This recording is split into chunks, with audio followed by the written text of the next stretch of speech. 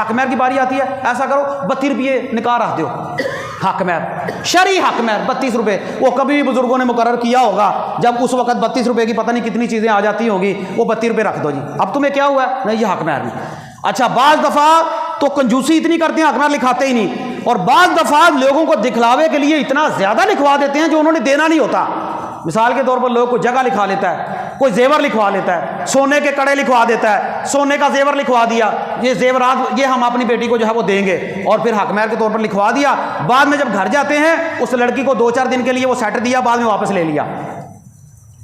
بعد میں واپس لے لیا۔ بعض دفعہ عورتیں کہہ دیتی جاؤ میں نے معاف کر دیا، یہ تو زبردستی کرواتے ہیں نا سارا سسٹم۔ قرآن میں اللہ کہتا ہے اگر دے دے تو کوئی حرج نہیں، لیکن ہمارے معاشرے میں کیا ہوتا ہے، جان بوجھ کر جو دکھلاوے کے لیے سیٹ دیا جاتا ہے نا لاکھوں روپے کا، اس کو واپس لے لیا جاتا ہے۔ سن لو حدیث جناب رسول اللہ صلی اللہ علیہ وسلم کی، یہ حق مہر عورت کا حق ہے، یہ اس کو اسی وقت دیں، ادھار بھی ہو جائے گا لیکن دینا اس کو ہے۔ جس بندے نے کسی عورت کا حق مہر مقرر کیا، بعد میں اس عورت کو حق مہر نہ دیا، اسی حالت میں مر گیا، اللہ کے دربار میں وہ بندہ آئے گا تو اللہ کے دربار میں وہ بندہ زانی لکھا ہوگا، زانی،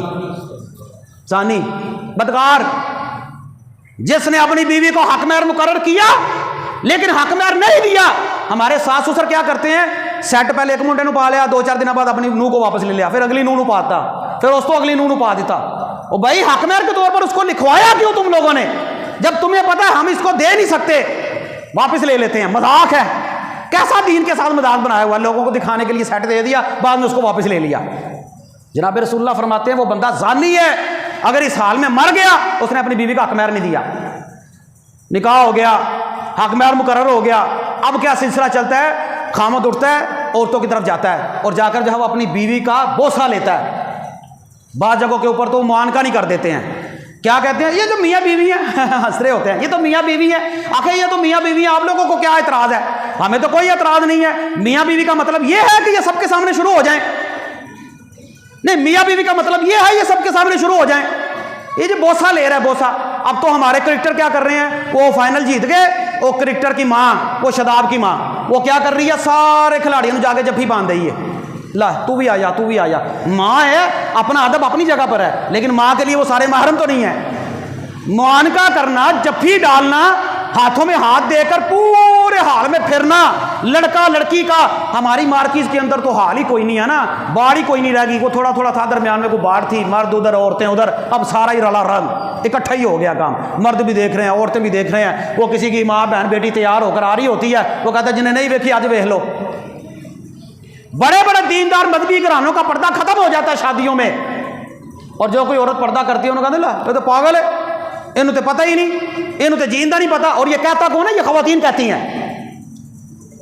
بیوی کا بوسہ لینا، بھئی اللہ تعالیٰ نے یہ معاملات تمہارے علیحدگی کے اندر رکھے ہیں، علیحدگی کا ایک تمہارا ایک معاملہ اللہ نے اس کو حلال کیا ہے، لیکن سب کے سامنے نہیں حلال کیا کہ تم جا کر جو ہے وہ سب کے سامنے جو ہے وہ یہ گند کرنا جو ہے وہ شروع کر دو۔ اور پھر اس کے بعد یہ سارا سلسلہ جو ہے وہ شروع ہوتا ہے، پھر برات کے اندر لڑکے کو اٹھا کر لے جاتی ہیں عورتیں، پھر دودھ پلائی، پھر وہاں پر جوتا چھپائی، پھر وہاں پر پیسے لینا دینا، اونچ نیچ، پتہ نہیں کیا کیا ہو رہا ہوتا ہے۔ پھر اس کے بعد سرما ڈلوائی، گھٹنا پکڑوائی، گوڈا پکڑوائی، گود بھروائی،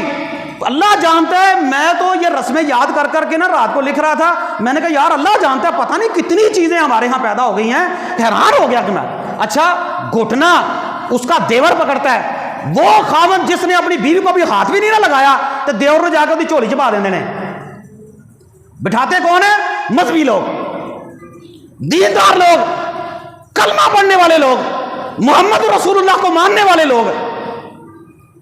مسلمان ہیں۔ جس شادی کے اندر دودھ پلائی کی رسم نہ ہو عورتیں ناراض ہو جاتی ہیں، آپ نے ہمیں دودھ نہیں پلانے دیا۔ پھر سالیاں آتی ہیں، سالیاں وہ اپنے بہنوئی کے ساتھ چھیڑ چھاڑ کرتی ہیں، اور پھر جو بہنوئی ہوتا ہے وہ اکیلا نہیں جاتا، وہ اپنے یارانوں نال لے کے جاتا ہے، اپنے دوستوں کو ساتھ لے کر جاتا ہے، آؤ میرے ساتھ۔ پھر وہ نوجوان اپنے علاقے کی جو اپنے گھرانے کی جو کنبے کی خاندان کی نوجوان لڑکیاں ہوتی ہیں، پھر وہ اس کے ساتھ چھیڑ چھاڑ کرتی ہیں، پھر زو معنی لفظ استعمال ہوتے ہیں۔ مجال ہے ان باتوں کو کوئی مانتا ہو؟ یہ جوتا چھپانا ہے، جوتا چھپا دیا اپنے بہنوئی کا، پھر وہ پیسوں میں مطالبہ کرتی ہیں، پھر دودھ لایا جاتا ہے، اس کی بیوی پلائے اس کو، نہیں مسلمان ہے گھرانہ بھرا پڑا سارے ویڈیو بن رہی سارے وہ گوڈا پھڑ کے بہ جاتا دیور آ کے آتا مینوں پیسے دے پھر گھر میں آنے جانے کے پتہ نہیں کون کون سی رسمیں ہیں کوئی چاول گرا رہا ہے کوئی تیل گرا رہا ہے کوئی پتے لٹکا رہا ہے کوئی جو ہے وہ لینے جا رہا ہے پھر تھوڑا جہا مولویوں راضی کرنے سے آتے ہیں نکاح ہو گیا چلو تھوڑے جہے پیسے مسجد بھی دے دیا جی تھوڑے سے پیسے مسجد کے لیے بھی دے دیتے ہیں نکاح کے موقع پر لو تسی بھی راضی رہو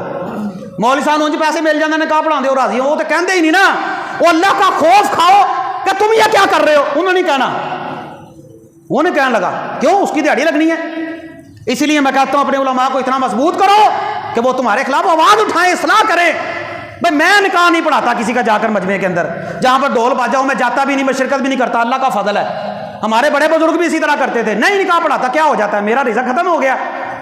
مجھے کئی مرتبہ کئی لوگوں نے کہا رجسٹر رکھ لو میں نے کہا دفع کرو لعنت ہے رجسٹر رکھ لو آرڈر لگا دیتے ہیں آ جائے مولوی صاحب تو پہلے جا کر چھنکنے میں جا رہا ہوں اتھے آ جاؤ جی آئے گی برات مولوی صاحب آن گے وہ ٹول بجا کے اندر آتے ہیں پھر وہ نکاح پڑھا ہے پھر ترلے کرتا رہتا ہے دیو جی مینوں پیسے دے دیو مینوں پیسے دے دیو وہ بندے جو بھی پیسے لٹا کے رہے ہیں نا مولوی نے چلو مولوی نے 2000 دے گا تو رکھا دیو چلو